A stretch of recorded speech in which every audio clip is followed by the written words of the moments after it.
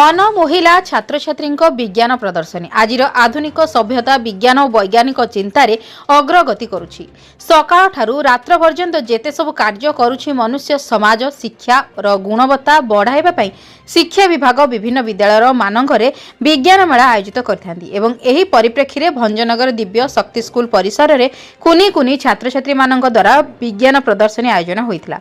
छात्र छात्री माने कि भली प्रोजेक्ट सबको सुंदर भावे उपस्थापना करथिले। आज रही विज्ञान मेला को राज्य पुरस्कार प्राप्त अवसर प्राप्त शिक्षयित्री बासंती पाणिग्राही, गैलेरी मेडिकल ऑफिसर नारायण कांडी, अध्यापिका स्मरणिका पाढ़ी, विद्यालय संपादक संतोष कुमार पटनायक, विद्यालय सभापति सुजाता पटनायक और विद्यालय अध्यक्ष आनुष्ठानिक भावे उद्घाटन करथिले।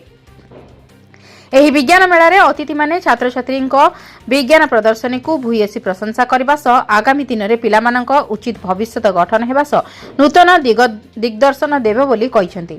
एही विज्ञान मेला रे 100 रु ऊर्ध्व छात्र छात्री भाग नैथिया बेले विद्यालयर अभिभावक और शिक्षक शिक्षयित्री सहयोग करथिले। भंजनगर पुरुषोत्तम महापात्रଙ୍କ रिपोर्ट जन अधिकार लाइव।